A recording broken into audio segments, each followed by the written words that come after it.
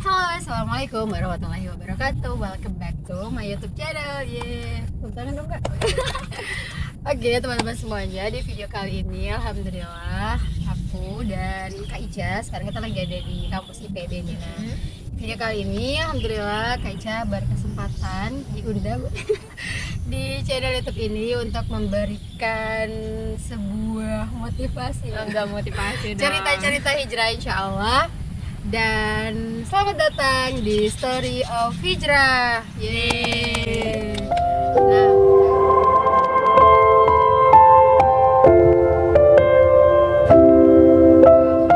ini tak kenal maka kata sayang, kita mau kenalan dulu nih sama Kak Ica.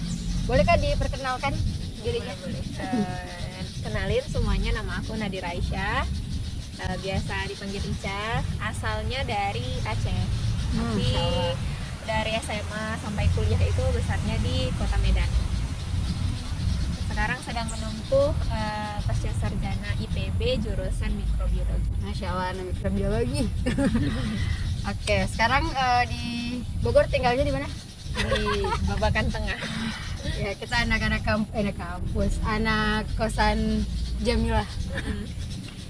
Nah, di sini karena sesinya tentang hijrah, kita coba ulik-ulik, nggak apa-apa ya Kak ya? Oh, boleh. Semoga bisa memotivasi teman-teman yang nonton ya. Nah, pertanyaan pertama, Kak Ica pertama kali hijrah itu tahun berapa nih? Kalau diingat-ingat. Mulainya itu tahun 2016. 2016. 6. Insya Allah 6 tahun. Luar biasa. Nah, Kak Ica bisa diceritain nggak titik balik dalam kehidupannya Kak Ica, kenapa memilih untuk hijrah? Kehidupan sebelumnya itu emangnya separah apa sih? Kemudian bisa akhirnya berhijrah sampai udah 6 tahun, Masya Allah. Istiqomah ya, Insya Allah. Amin. Bismillahirrahmanirrahim. Jadi itu sebenarnya titik baliknya tuh nggak langsung sling berubah gitu kan, enggak, tapi itu kayak akumulasi dari serangkaian pemikiran-pemikiran yang sampai akhirnya tuh yang ya kayaknya nih nggak tepat nih dengan kondisi yang saat ini gitu. Kenapa tuh kondisinya? Karena dulu tuh sempat itu tuh udah akhir semester ya, aku udah semester 6 gitu kan, yang di situ tuh lagi padat-padatnya kuliah 5-6 itu kan lagi padat-padatnya kuliah gitu kan. Jadi kayak yang mikir kuliah tuh gini-gini aja ya, hidup ini tuh gini-gini aja ya. Karena tuh yang pagi bangun kampus, nge-lab, terus habis itu ngerjain tugas, ngumpulin laporan, nanti begadang-begadang ngerjain tugas, udah gitu aja tuh, berputar gitu aja ini kehidupan gitu kan. Sampai tuh mikir hidup tuh gini aja ya, kuliah, terus nanti dapat kerja, nikah, punya anak, dah mati gitu kan. Apa cuman kayak gini aja gitu kan. Sampai akhirnya aku berpikir lagi gitu kan, dulu teringat tuh punya teman yang cukup rajin sholat tuh. Kita kan kadang ini ya, teman kita tuh cerminan kita aja kan. Jadi karena temenan sama orang yang cukup rajin sholat, sampai dia tuh sering sholat sunnah juga sering gitu kan. Jadi akhirnya tuh yang diuber-uber gitu ya kan, ayo sholat, pokoknya tuh kalau udah di awal waktu azan langsung sholat gitu kan. Sementara aku tuh yang dulunya awalnya tuh yang nggak kayak gitu Raf. Jadi sholat tuh masih sering bolong-bolong, terus ditunda-tunda. Namun karena itu dari semester 1 kayak gitu gitu kan. Jadi berkawan sama orang yang kayak gitu tuh akhirnya jadi mikir nanti aku udah capek-capek sholat, karena tuh ngerasanya tuh udah capek gitu kan. capek sholat. Astagfirullah. Jadi kan nanti aku mikirnya nanti aku udah capek-capek sholat nih kayak gini kayak gitu kan, apa benar ya? Karena aku mikirnya tuh di dalam agama Islam kan dibilang di luar daripada agama Islam tuh semua masuk api neraka gitu kan. Terus aku mikirnya itu nanti aku udah capek-capek sholat kayak gini, ternyata bukan Islam tuh yang benar.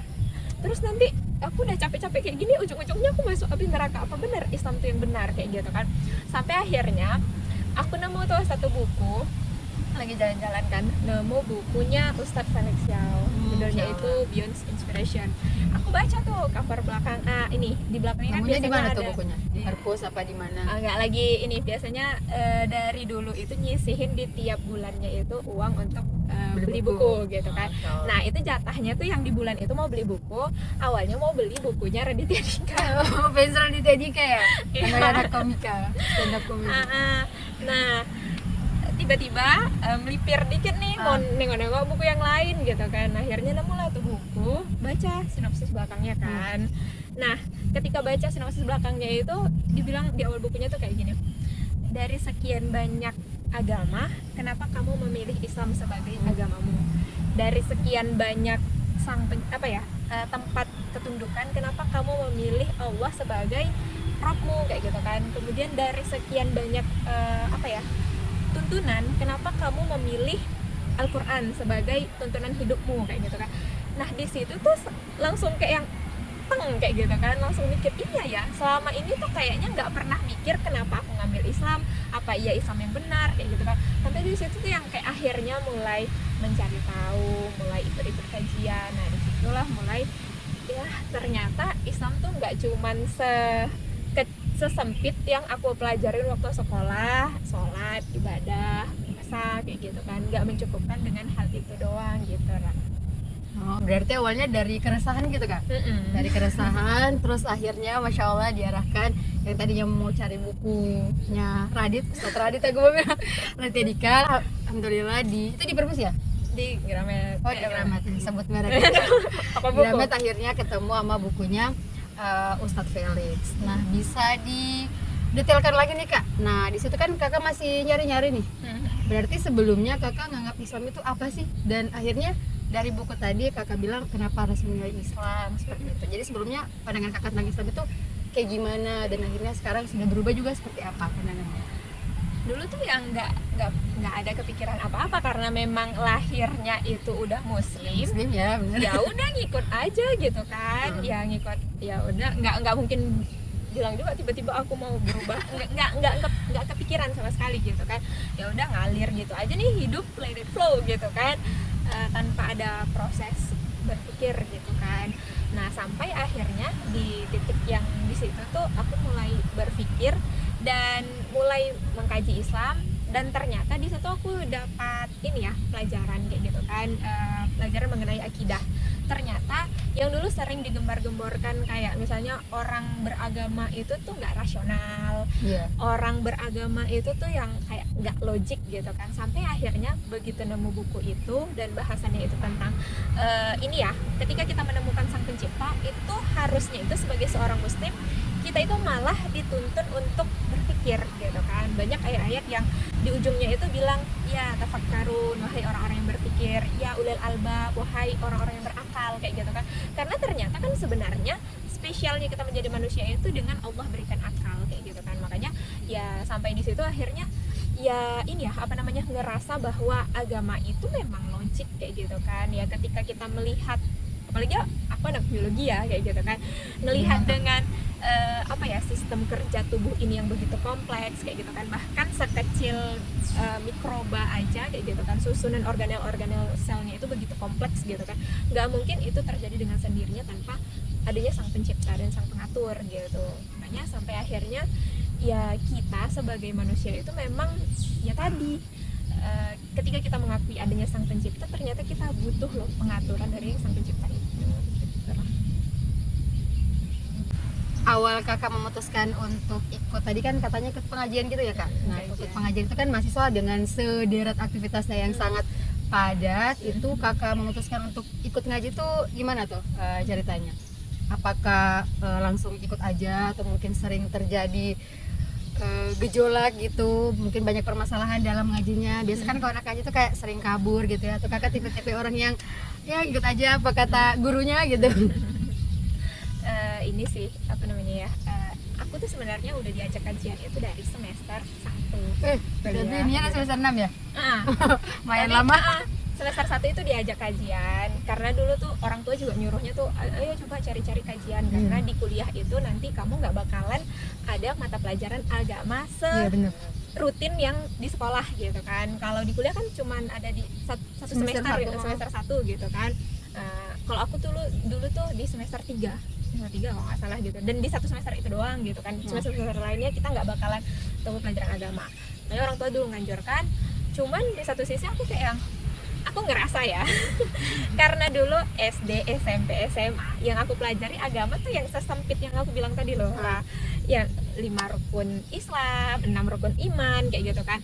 Dan di tiap akhir itu tamat SD itu ujian praktik sholat, SMP ujian praktik sholat, Oh iya. SMA ujian praktik sholat jenazah, Iya, kuliah bener. juga Itu ujian juga. praktik sholat jenazah kayak gitu. Jadi aku ngerasa kayak yang aku tuh udah tahu kali pelajaran agama. Oh, Masya Allah. Astagfirullah. Udah mau jadi master nih. Jadi aku tuh begitu diajak kajian aku ngerasanya mau apa lagi yang dipelajari gitu kan udah kayaknya udah semua deh dibahas gitu kan.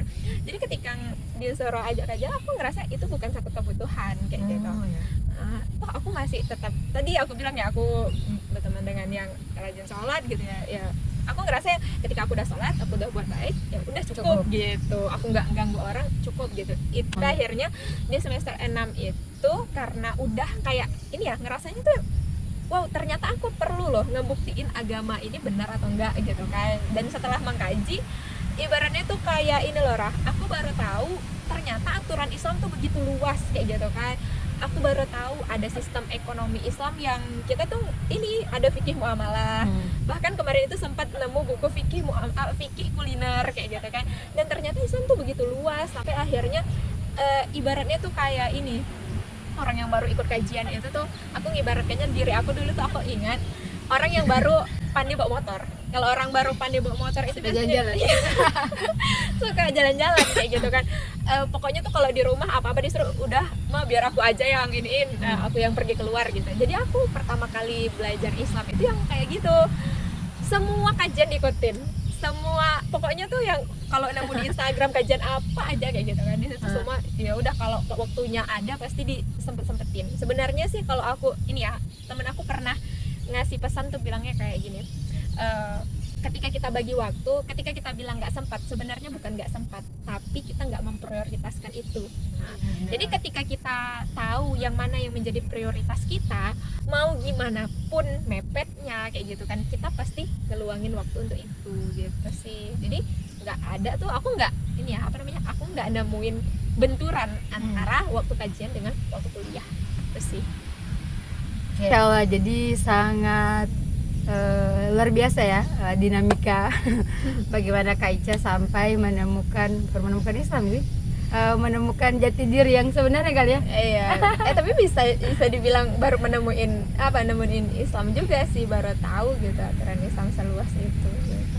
Oke, kan tadi menarik banget tuh tentang pelajaran agama yang dari SD sampai SMA. Aku juga baru nyadar ternyata yang kita pelajari selama ini tuh lebih ke aspek spiritual doang nggak sih, sholat doang. Even itu sampai kuliah kita bahas sholat apa tadi, sholat jenazah. Dan itu kalau menurut kakak nih selama kakak kuliah itu kan tadi pelajaran agama cuman dikit doang ya, di semester 3 ya kakak tadi. Nah kalau menurut kakak pelajaran yang dari SD kalau belajar agama itu berpengaruh nggak sih sama kehidupan kita, atau kakak dapatnya nanti di pengajian gitu berubah kehidupan? Jadi tuh kalau dibilang ya, karena tadi kita digambarkan dengan ini ya apa namanya, pelajaran agama itu ya sama dengan pelajaran yang lain gitu. Jadi ya ibaratnya itu kayak ya pelajaran lain itu kan untuk dihafalin ilmu pengetahuan, kita ujian, kita bisa ngerjain tugas, kita bisa jawab soal ujian, ya udah cukup gitu kan.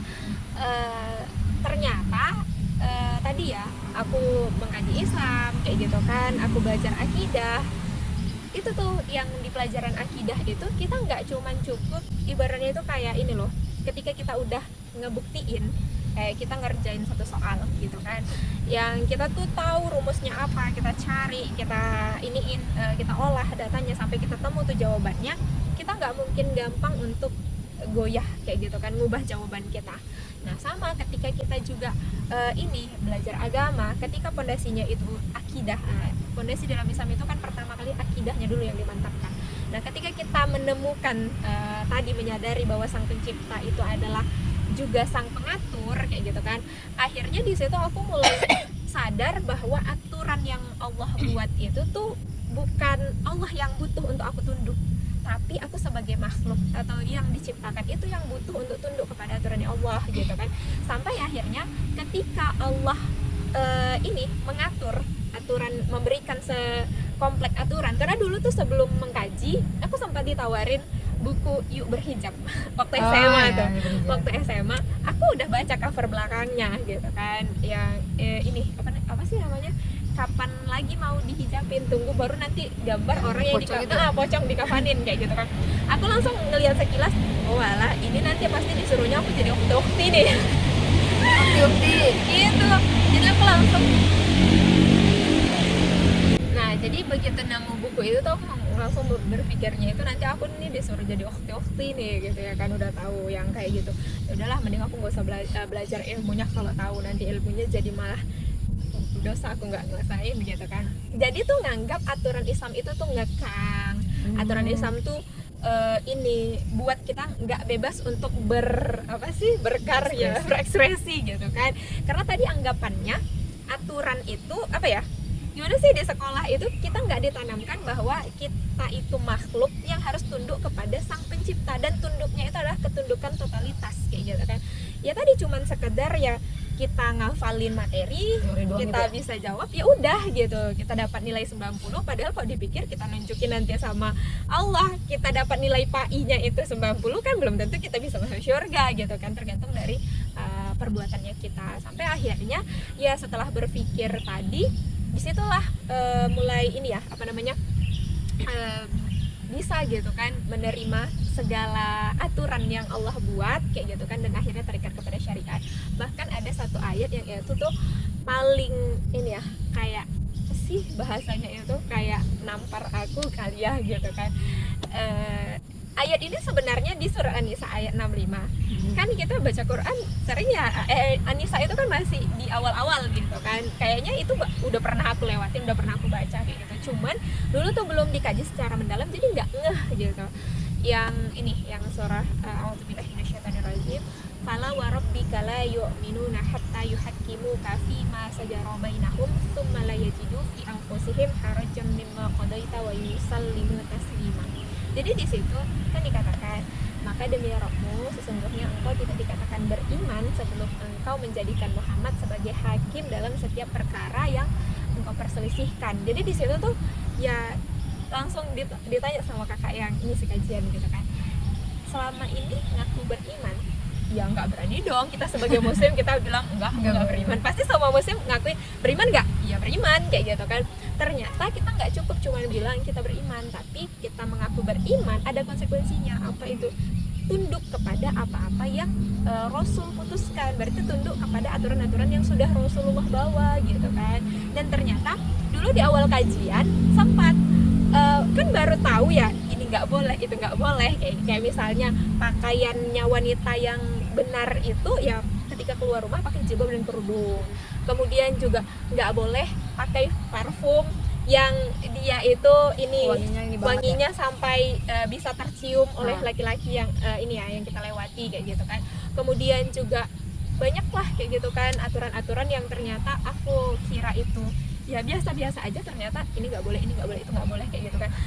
Jadi awalnya itu cukup tersep-sep ya dengan habits yang dulunya itu masih berantakan gitu kan. Jadi itu yang awal-awal sempat mikir, ya Allah kok kayak gini kali ya, ini nggak boleh, itu nggak boleh. Tapi itu karena ya tadi udah nemuin ini sesuatu yang benar, ya nggak berani untuk ini, karena tahu setiap perbuatan kita itu bakal dimintai pertanggungjawabannya oleh Allah. Jadi akhirnya dilaksanain, tapi tuh ya Allah kok kayak gini kali ya kayak gitu kan.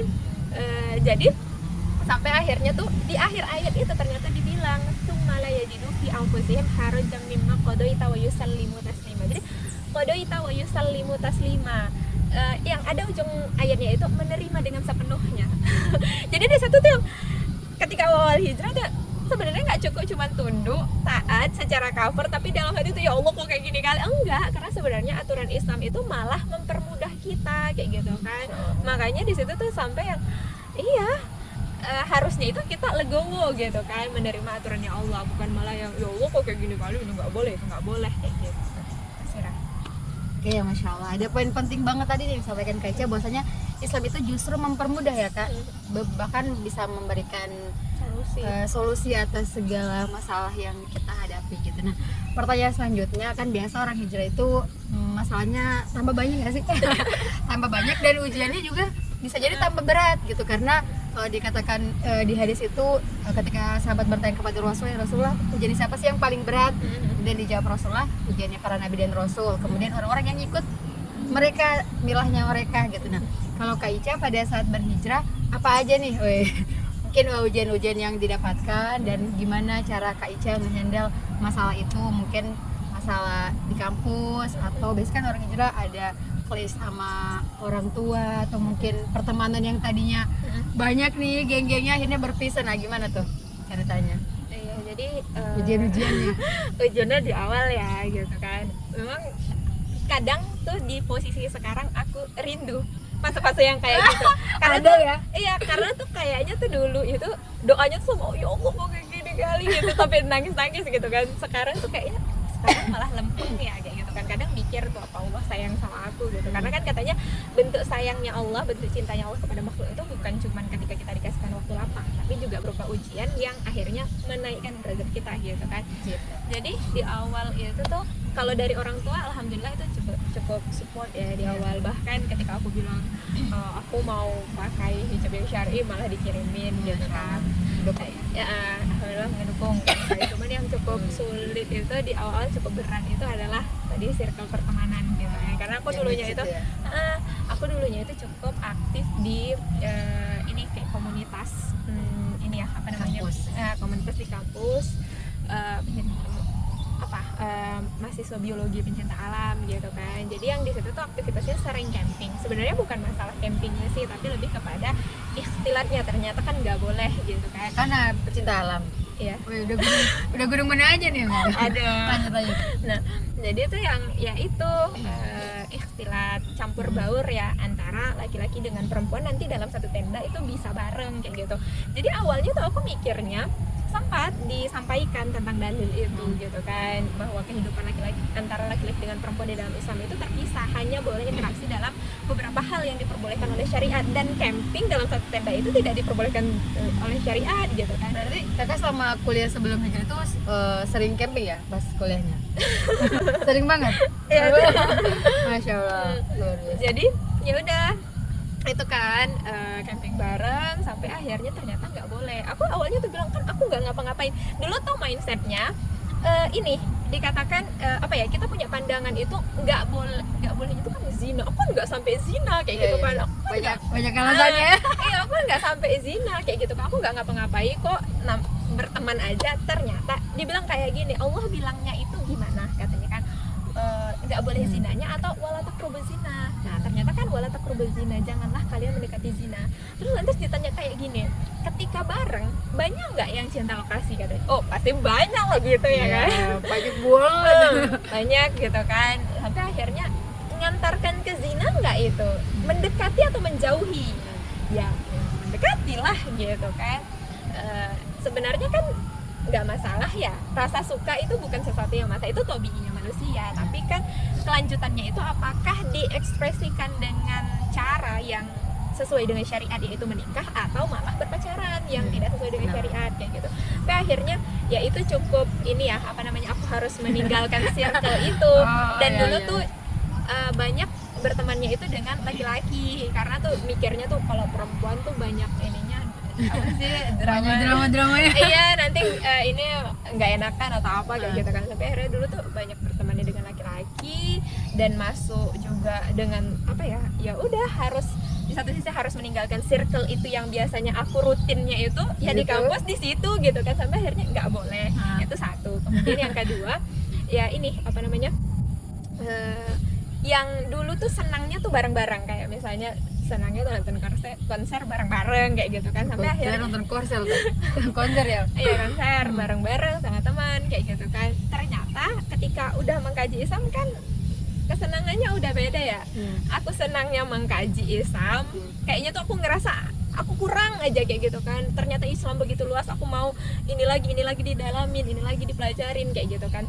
Dan ada beberapa teman itu yang kesenangannya udah beda. Sampai akhirnya ya kami awalnya itu bareng, akhirnya misah. Cuman di satu sisi sempet dinasehatin kayak gini. Jadi sempat tuh temen aku ngerasa yang Ican udah nggak asik. Nggak tahu sih ya, aku ngerasanya ngerasanya dulu kayak gitu karena kami sempat di awalnya tuh renggang kayak gitu kan. Cuman ya tadi dipahami bahwa Islam itu tidak memutus silah ukhuwah ya kayak gitu. Kalau silaturahmi dengan saudara, silah ukhuwah kayak gitu kan. Karena yang sama perempuan itu tidak ada larangan dalam syariat kayak gitu. Ya udah nempel terus kayak gitu kan. Mau dia mukanya gimana nggak suka sampai akhirnya ya sekarang alhamdulillahnya ya masih berteman dengan baik kayak gitu kan. Masih ya alhamdulillah itu satu yang disyukuri karena juga titik balik aku bisa berubah itu kan akumulasi dari pemikiran-pemikiran dan itu biasanya ya dari orang-orang sekitar aku gitu. Jadi ya bersyukur masih ada mereka di sekitar aku sampai akhirnya tuh aku bisa mikir gitu. Oke, Masya Allah. Berarti benar banget ya, seseorang itu ya pasti Allah uji dengan sesuatu yang paling dia sukai dan ya sesuai dengan kadar keimanan kita. Dan kayak kata Kak Ica tadi tuh akan mengangkat insya Allah mengangkat derajat kita ya di sisinya Allah. Berarti sangat luar biasa ya, yang tadinya Kak Ica anak-anak konser anak-anak konser, anak-anak camping, akhirnya ketika Islam menyentuh kalbu itu akhirnya Kak Ica bukan meninggalkan berarti ya Kak, lebih kepada kalau sama teman-temannya memilih mana yang sesuai dengan hukum syara, mana yang tidak gitu. Tapi kalau yang camping-campingnya tadi udah diputus banget atau gimana nih kalau sekarang? Apakah jiwa-jiwa petualang gitu masih semangat banget gitu? Ya sebenarnya kalau ada yang sesuai dengan syariat dan ada temennya sih boleh-boleh aja. Cuman sampai sejauh ini ternyata aktivitas banyak yang lain gitu kan. Ya udah saat ini cukup vakum gitu.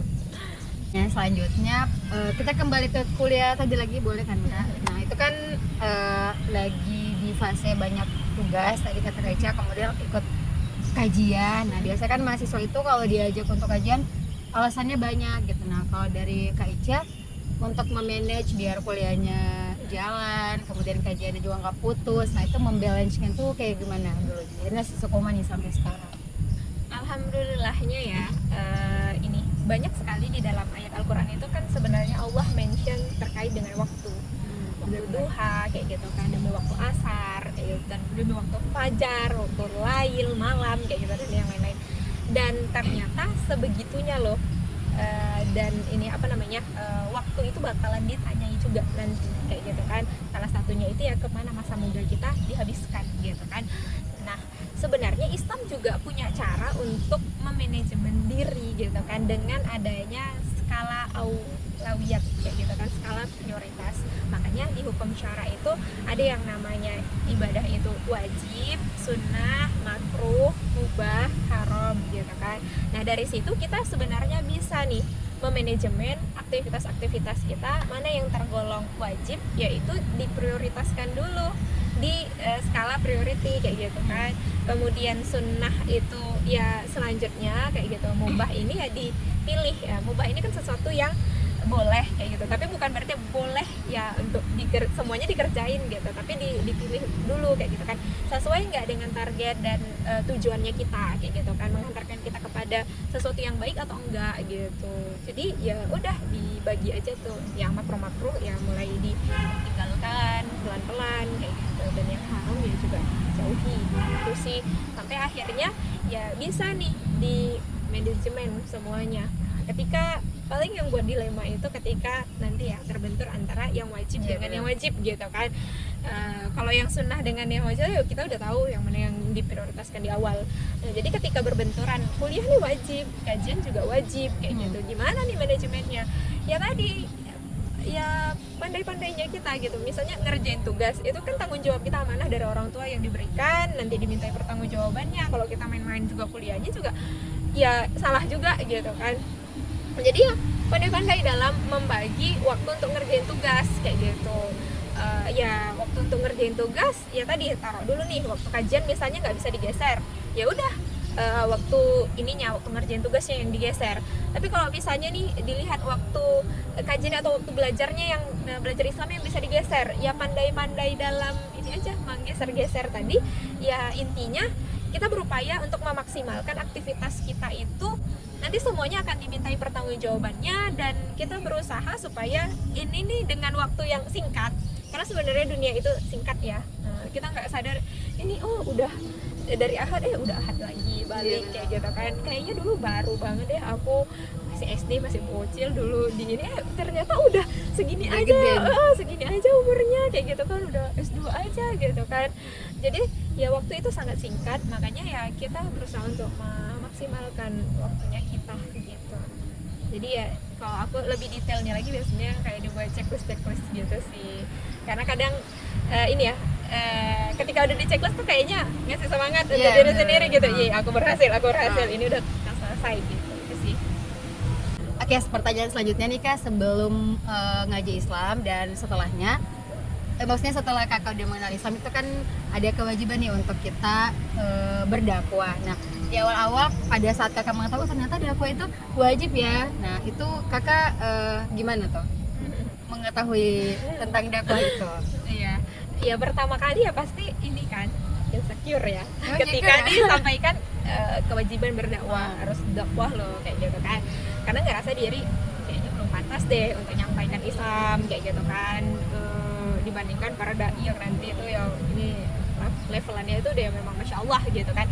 Tapi di satu sisi kan dalam hadisnya Rasulullah itu dikatakan sampaikanlah walau satu ayat kayak gitu kan, apapun yang kita ketahui ya disuruh untuk sampaikanlah gitu kan. Itu sampaikanlah itu kan kalimat perintah gitu kan. Makanya ya memang tidak menunggu kita sempurna, ya manusia siapa sih yang sempurna kayak gitu kan. Jadi ya nggak nunggu kita sempurna dulu, tapi apa yang kita tahu ya kita sampaikan.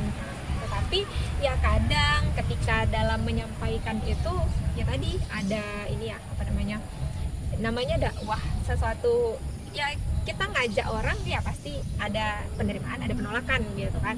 Jadi begitu tahu tuh ternyata kan dakwah wajib ya hukumnya kayak gitu kan, sama seperti selayaknya sholat gitu. Walaupun Iya, tadi benar. di awal itu tuh ada perasaan kayaknya nggak pantas gitu kan, tapi kan ya kalau ibaratnya sama nih hukumnya sholat, puasa, dakwah gitu, kita ngerasa kita kayaknya nggak mampu untuk sholat kan, tapi tetap harus sholat Iya, gitu. Jadi kita nggak mungkin bilang kita nggak mampu sholat karena itu sesuatu yang wajib. Maka ya kita belajar, makanya kita belajar nih rukun syarat sah sholat apa gitu kan, untuk ya kita melaksanakan sesuatu yang Allah perintahkan. Begitu juga dengan dakwah, walaupun tadi ngerasanya tuh ya nggak mampu, tapi ketika itu sesuatu yang wajib maka ya harus mau nggak mau, walaupun kalau dibilang itu bukan zona nyamannya kita kayak gitu kan, karena pasti ada penerimaan, ada penolakan, ya tadi tetap hukumnya itu sesuatu yang wajib, maka harus untuk dikerjakan. Walaupun kadang ya sering kalau di awal dulu aku ngerasa aku tuh orangnya nggak banyak ngomong gitu kan. Di awal tuh aku orangnya yang pendiam, voice saya sekarang introvert gitu ya. Introvert kan kayaknya susah ya. Kalau mau dakwah kan kita harus dekat dulu sama orang, bangun bonding, menyampaikan Islam. Nggak mungkin, kita harus kenalan dulu, kita yang mulai, karena kita yang tahu, kita ngerasa kita penting untuk menyampaikan kebaikan kepada orang gitu kan. Makanya ya tadi ini ya, nggak ada tuh rukhsah atau keringanan bagi orang-orang yang introvert akhirnya. Akhirnya nggak berdakwah ya? Iya, dakwah itu sunnah, enggak, ternyata nggak ada rukhsah itu gitu kan. Akhirnya ya karena itu sesuatu yang wajib, maka ya sampaikanlah apa yang kita iniin, apa yang kita tahu. Dan di samping itu ternyata yang buat ringannya itu ya untuk ini ya, berusaha untuk menyampaikan Islam, karena aku ngerasa ketika aku mendapatkan mengkaji Islam, aku sadar akan syariat ini yang begitu sempurna dan paripurna.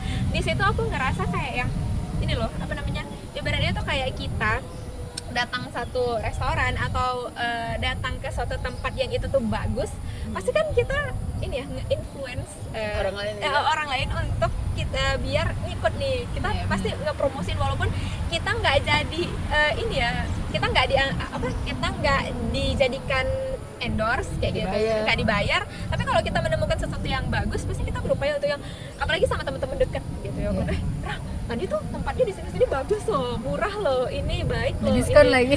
Diskon lagi gitu. Pasti kan bawaannya emang ketika kita tertarik pasti kita mau mempromosikan itu. Nah, begitu juga ketika kita ngerasa bahwa Islam itu sempurna, paripurna dan menyelamatkan, aku ngerasa betul-betul terselamatkan. Karena satu sih yang paling ngerasa terselamatkannya itu gini, kalau dulu aku sempat terpengaruh gaya hidup hedonis gitu kan. Ya hedonis itu ya tadi ya berlebih-lebihan, mengikuti zaman, mengikuti trennya model tas kayak gini, dalam pikiran itu aku harus punya kayak gitu kan, kayak tuntutan sosial gitu loh. Karena aku mikirnya dulu kalau aku nggak ini, itu pemikirannya bocah kali sih dulu rasanya gitu kan, kalau aku nggak ngikut itu tuh kayaknya ini nggak ingin mendapatkan pengakuan di sosial gitu kan, di teman-teman gitu. Jadi ya udah, ada handphone terbaru, mikirinnya tuh gimana caranya supaya berpikir aku nabung, aku hemat supaya itu handphone bisa terbeli gitu kan, gitu juga baju dan yang lain-lainnya, semuanya itu tuh harus ngikutin tren gitu. Di satu sisi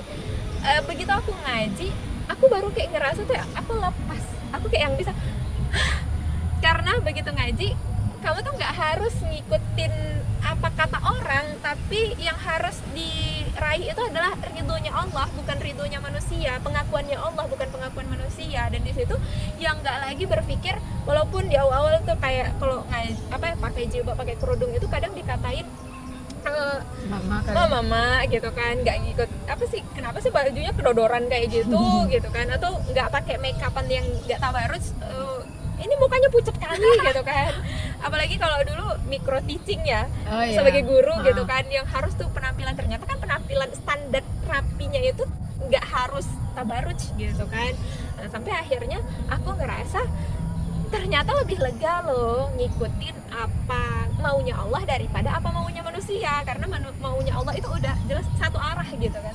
Tapi kalau manusia kan ada lagi, nggak ada habis sendiri, kayak ngerasa lega aja. Dan di situ titik balik akhirnya ya kita harus menyampaikan nih sesuatu yang aku ngerasa aku terselamatkan, dan aku mau orang-orang di sekitar aku juga terselamatkan gitu. Makanya yang paling diingat itu adalah dakwah itu bentuk cintanya kita kepada manusia gitu kan, bukan malah kalau hari ini sering dianggap dakwah itu sebagai sesuatu yang apa sih, ngatur-ngatur banget, campuri urusan orang gitu. gue kan gitu katanya. Gitu. Padahal kan sebenarnya bentuk cintanya kita kepada sesama manusia, kita mau nih ibaratnya tuh kayak hari ini kita ketawa bareng-bareng, senang bareng-bareng sama teman, main bareng-bareng, kan kita pengen itu sampai nanti di surga ya.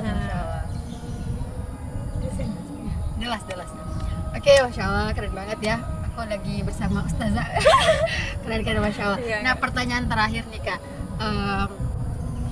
apa yang paling Kakak rasakan ternyata enak banget loh berislam itu, bukan berarti semuanya jadi malas gitu ya. Yang Kakak rasakan senikmat apa sih ketika Kakak mengkaji Islam, dan pesan-pesan apa nih yang Kakak ingin sampaikan ke penonton aku biar juga turut untuk berhijrah seperti itu. Jadi ketika mengkaji Islam yang paling dirasain itu, dulu aku sempat ngerasa bahwa Jepang itu keren ya. Mau ke Jepang ya? Apa mau ke Jerman? Sebenarnya mau ke Jerman. Tapi dulu ada temen yang sempat kayak exchange ke Jepang gitu kan. Jadi yang ngerasa ini Jepang itu keren ya, bersih tempatnya, disiplin orangnya kayak gitu kan, kayak tetep gitu kan. Dan Barat biasanya kan negara-negara maju itu begitu keren gitu kan. Begitu aku mengkaji Islam, di situ aku baru ngerasa sebenarnya Islam itu jauh lebih keren kayak gitu kan. Cuman ternyata akunya aja yang belum mengkaji Islam. Contoh salah satunya itu adalah, jadi dulu kan kebiasaannya itu, kebiasaan buruknya ketika janjian sama orang itu tuh yang misalnya janjian jam 1, masih biasa tuh datangnya itu jam 13.15 atau bahkan 13.30 atau bahkan ya tadi jam 2 gitu. Dan itu tuh ngerasa biasa aja. Sampai begitu ngaji Islam, dulu pernah janjiannya itu sama yang diajak diskusi untuk kajian itu tuh jam 8.00, dia bilangnya gitu. Terus aku datangnya tuh cuman 8:05. Jadi di situ tuh yang langsung diingatkan, Dek kok telat 5 menit katanya. Lah cuma 5 menit gitu kan. Baru di situ tuh yang ya cuma 5 menit kan, tadi macet bla bla bla gitu kan. Itu dia bilang, Dek, di dalam Islam itu setiap ketika kita sudah berakad, di surat Al-Maidah itu ada dibilang, hai orang-orang yang beriman, tepatilah akad-akad kalian. Jadi ketika kita sudah berakad, sudah janji nih, janjian sama orang jam 8, ya harus 5 menit aja itu bakalan dihisap sama Allah kayak gitu kan. Alasannya itu syar'i, nggak kayak tadi macet, kita udah memprediksi nggak itu macet, kenapa nggak datangnya lebih awal gitu kan. Toh rute yang kita jalani tetap sama, jalan ke kampus gitu kan, yang setiap hari kita ngelewatin jalan itu. Jadi ya dihisapnya tuh yang di situ baru tahu, wah ternyata Islam tuh sebegitunya loh pada waktu kayak gitu kan. Kemudian juga Islam mengajarkan taharah, bersih dan yang lain-lainnya. Situ mata aku mulai kebuka dan ngerasa bahwa aku coba ngelirik nih negara-negara barat yang keren, ternyata aku nggak mempelajari Islam sampai aku nggak tahu sebegitu luar biasanya Islam kayak gitu kan. Sampai akhirnya kalau bicara lagi sejarah mengenai cendekiawan muslim yang Masya Allah mereka fakih fikih, paham agama, tahu fikih dan yang lain-lainnya, paham Al-Quran, hafal Al-Quran, bahkan juga menjadi penemu yang itu penemuannya bisa berkontribusi untuk umat gitu. Di situ mulai kebuka matanya kayak gitu, mulai menyadari sampai akhirnya ya bukan yang di sana tuh yang keren, tapi ada yang keren di depan mata. Semut yang di depan mata nggak kelihatan karena aku nggak mempelajari Islam gitu. Baca Quran tapi nggak baca terjemahan, yang nggak mentadaburi ayat-ayatnya, akhirnya nggak paham apa pesan Allah kepada kita. Padahal kan dibilang ya, dulu ngerasanya tuh yang ketika dibilang Nabi Muhammad SAW itu mujizatnya Al-Quran, aku ngerasa lah Al-Quran di rumah aku juga ada gitu kan, apa spesialnya, apa miracle-nya gitu. Kalau Nabi lain tuh kayaknya tuh keren gitu, bisa membelah lautan atau yang lain-lain. Ternyata ya Al-Quran itu Masya Allah luar biasa kayak gitu kan, bisa ngubah hidup manusia kayak, bukan cuma belah lautan kayak gitu, tapi bisa mengubah hidup manusia, bisa merubah peradaban jahiliyah yang ada di bangsa Arab sampai ya peradaban yang gemilang kayak gitu. Makanya ya itu dia sih yang menjadi trigger awal untuk ya kita harus mengkaji Islam, kita harus mempelajari agama ini yang nanti sebenarnya inilah yang bisa menjadi apa ya, problem solver atas segala permasalahan yang kita hadapi. Oke, Masya Allah, luar biasa, sangat komprehensif ya jawabannya. Jelas nih Kak, mungkin ada ajakan buat teman-teman untuk juga berhijrah. Nah, bagi teman-teman yang dengerin nih gitu kan, yang lagi mungkin pasti ini ya, setiap manusia yang udah balik, itu spesialnya manusia berakal sudah balik, pasti pernah dihadapkan dengan pertanyaan, aku nih siapa sih yang menciptakan, mau ngapain sih di dunia ini, dan kemana nanti setelah mati. Kayaknya yang namanya orang yang berakal pasti pernah nih dihinggapi pertanyaan yang kayak gitu kan di pemikirannya. Cuman balik lagi, aku dulu sebelum mengkaji Islam juga pernah berpikir yang kayak gitu, cuman dulu itu tuh yang nggak berusaha untuk mencari itu. Dan ternyata kita penting untuk mencari jawaban itu. Untuk apa? Untuk tahu nih kita di dunia mau ngapain gitu. Jangan sampai nanti kita, apakah kita di dunia ini untuk sekedar hidup doang kayak tadi ya, kuliah, kerja, nikah, punya anak, udah selesai gitu, atau sebenarnya kita mau ngapain di dunia ini gitu sih, Rah. Oke, Masya Allah, kita udah hampir sejam nih dan luar biasa. Jazakillah khairan Ustazah. Jazakillah khairan Kak Ica sudah memberikan nasihat, motivasi, dan semoga bisa bermanfaat bagi teman-teman yang nonton. Dan tadi udah dijabarkan sangat panjang ya kisah dari Kak Ica, semoga bisa memotivasi kita untuk sama-sama berhijrah. Dan insya Allah yang terakhir kita harus banyak-banyak berdoa ya kan, banyak-banyak berdoa, karena kita nggak tahu nih hati kita ini kan milik Allah. Sekalipun kita sudah berhijrah, mungkin banyak lagi dinamika ujian-ujian yang akan kita hadapi. Semoga aku, Kak Ica, dan teman-teman semuanya tetap istiqomah di dalam Islam ini, dan insya Allah kita akan menjadi hamba-hamba yang Allah yang menjadi hamba-hamba yang dirindukan oleh surganya Allah. Amin. Itu saja hari ini ya teman-teman sekalian. Mohon maaf bila ada salah kata dan lain sebagainya, mohon untuk dimaafkan. Wabillahi taufiq wal hidayah. Wassalamualaikum warahmatullahi wabarakatuh. Waalaikumsalam warahmatullahi wabarakatuh. Bye bye.